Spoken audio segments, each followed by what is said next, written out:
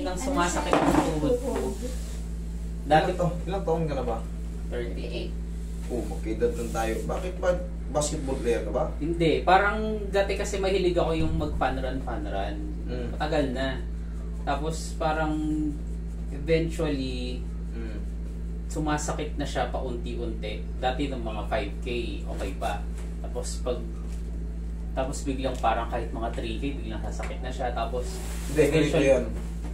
Napahinga ka ba? Kumbaga, dati tumatakbo ka ng 5K. Oo. Tapos, na-stop ka ba ng mga ilang taon o dire-diretso lang? Dire-diretso lang. I mean, nai-stop siya mga 1 week, gano'n lang. Tapos, Ano, ang tawag mo to? Knee tendonitis, kumbaga overuse na. Hindi kaya na ano. Baka nag-gain ka pa ng bigat. oo. Hindi na kaya ng tuhod mo yung bigat mo. Tendonitis, madali lang yun. Yung mga ganong tendonitis, ang sagot dyan, massage, rest. Higa ka. Ganun lang yan, konting pitik lang yan, tapos maganda na pakiramdam mo mamaya. Kumbaga, ganun lang. Based sa based sa sinabi mo sa assessment ko sa'yo, ano lang yan, knee tendonitis, hindi ka naman pala na napili. Yan, natumbasan, na twisted knee, madali Ba, lang. yung next, kasi nagma-mountain bike ako. So, syempre. Siyempre, lahat naman. Pero yun, kaya ako nag-mountain bike kasi hindi na ako makatakbo. Mas maganda rin yun, maganda yun. Pag naayos yung tuhod mo, mag-mountain bike ka mag-mountain bike. Walang problema yun. Lalakas tong mga quadricep mo. Maayos pa yan. Pero bago ka sumalang sa mga, kunyari, magti-trail kayo, or isabihin natin mountain bike yung kunyari, siyempre, iba-iba naman ang daan eh. Haplusin mo lang to ng pau para yung mga muscle at tendons mo relax na relax yan bago ka sumabak sa mga pataas. Wala, madali lang to sa'yo. Ano lang to? Very common lang to sa'yo, tendonitis. Siyempre, hindi naman lahat ng tao nakakatakbo ng kagaya ng ginagawa mo. 5K, 3K, tapos ang rest lang linggo lang. Mga mas matataas yung abilidad nyo. Ayun yung mga immune na ninyo system, tsaka yung stamina.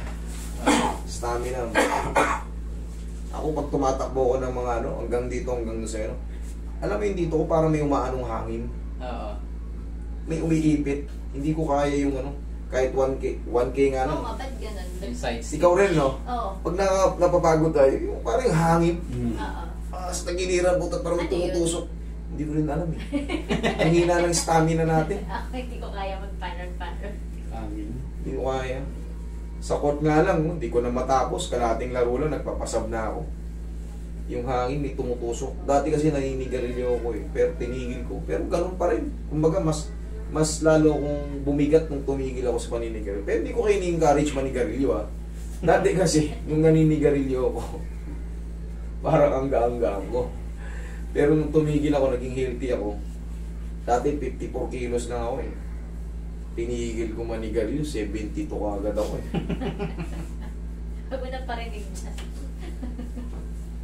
Tumigil din to eh. Pero mas naman, kumbaga, yung mga sakit na dadapo, siguro naman kaya naman yun. Madali naman itigil yung paninigarilyo, hindi man totoo yung sinabing nasa tao lang yan. Nasa tao lang yan. Tsaka yung likod mo dati so may palang kasakit na sa araw. 2 linggo na. 3 linggo na pala. Tingnan, proud ka pa. Tuloy pa yung ibang pao. Kahit magtatatakbo ka ngayon. Magbaon ka nito pag nagpapanran ka. Hindi na, bike na yan eh. Ay, bike naman. Triathlon naman. Hindi, mountain bike lang. Kala ko yun, anong isa? Ironman ba yun? Yun yung pinakamata. Swimming, running, tsaka bike. Swimming, bike, tsaka yung running. Ironman.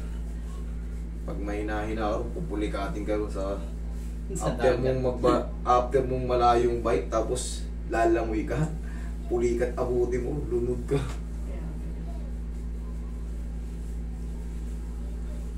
High endurance.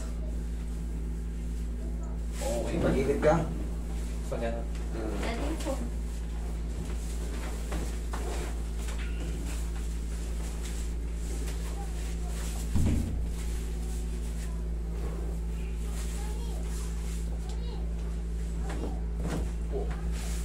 Kabilang side.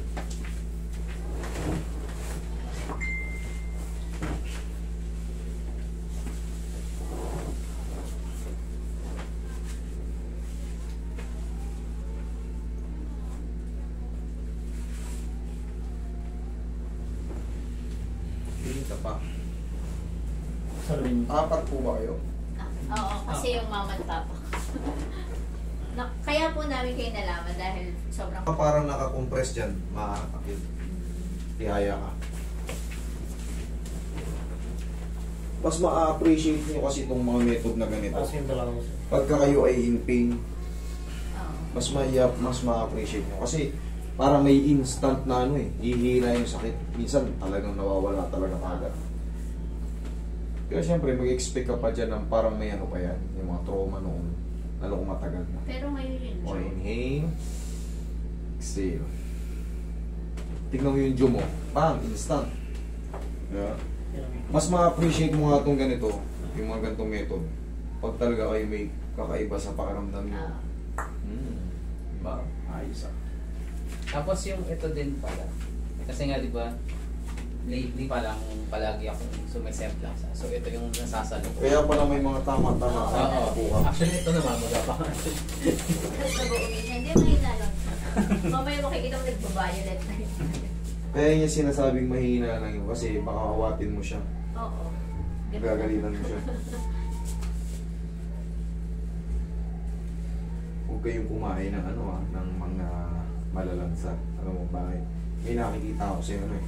Parang meron kang psoriasis. Early. Iwasan ng chicken. Chicken, itlog. Pwede kang kumain ng chicken, alisin mo yung balat. Yan dalawang yan. Tsaka yung pusit. Walo yan malo yan makakapagpa-grabe. Yung malalansa talaga. Pusit, hipon, crab. Nawala lang iba yung nagpa-derma kami. Yung itlog, manok, patis, alamang, bagoong. Yan, alisin mo yun.